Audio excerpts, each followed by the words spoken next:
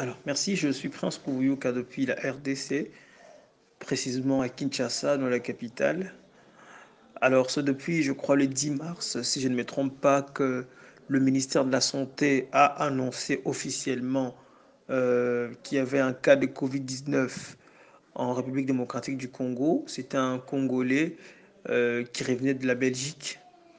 Et quelques jours après, le président de la République a annoncé la fermeture des institutions scolaires et académiques pour une durée de 4 semaines. 4 semaines. Là, nous sommes, je crois, à la deuxième semaine, plus un jour. Et, euh, et il y a eu augmentation rapide de nombre de cas. Euh, et ce qui a conduit le président de la République à décréter un état d'urgence qui a mis la ville en confinement partiel. Et la capitale a été même isolée pour éviter qu'il y ait des contaminations dans les provinces. Alors, à ce jour, la République démocratique du Congo compte 134 cas avec avec 3 guérisons et 13 morts. 13 morts. Et je crois qu'il y a 45 personnes qui sont en bonne évolution, qui vont probablement être déclarées guéries aussi. Alors, euh, aujourd'hui, à partir de lundi, la commune de la Gombe, c'est un peu le centre-ville. Le centre-ville sera confiné euh, pour une durée de 2 semaines, euh, pour permettre à l'équipe de la riposte de pouvoir traquer les personnes qui sont contaminées ou les personnes qui présentent des symptômes. Après, je crois que ça va évoluer dans toutes les communes. Donc c'est un peu ça. Nous vivons le confinement, nous sommes à la maison. C'est une situation assez difficile, mais nous sommes obligés de le faire, même si, bon, parfois dans certains endroits, il y a toujours la circulation comme il n'y avait rien. Mais le gouvernement, à la télévision, sur Internet, les réseaux sociaux continuent à sensibiliser par rapport à l'application de mesures prises par les autorités de santé.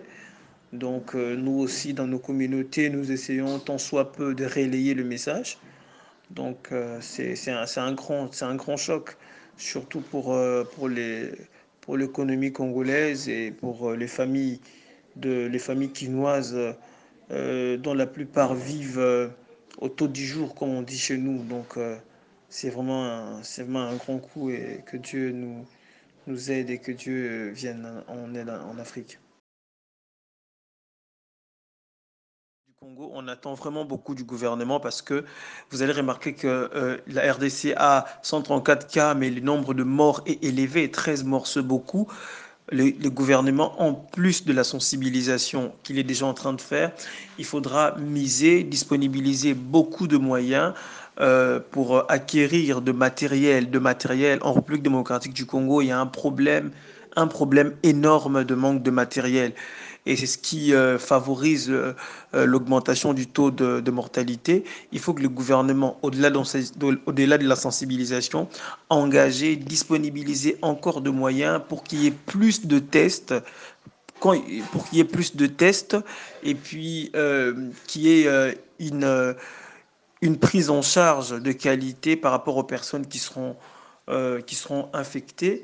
Et puis encore, les mesures de confinement, oui, c'est très bien, mais ces populations pauvres sont en train de souffrir. Qu'est-ce qu'ils vont manger? Au-delà des mesures, les gouvernements peut aussi, doit obligatoirement intervenir avec, en donnant peut-être aux populations des denrées alimentaires pour pour leur permettre de vivre. Donc je crois que c'est ça. Ce sont les mesures que les grandes nations sont en train de prendre. C'est vrai, on n'a pas le même niveau, mais notre gouvernement peut aussi consentir d'énormes sacrifices quand même pour pouvoir adapter aussi ces mesures-là. Merci beaucoup. Donc, en conclusion, on est là, on compte sur la grâce de Dieu et puis on observe les mesures. Nous faisons confiance aux autorités, nous acceptons les mesures qu'ils ont prises Et ensemble, tant soit peu, nous sommes en train de nous battre pour arrêter l'expansion du Covid-19. Merci. Prince Kouvouyoka depuis la RDC.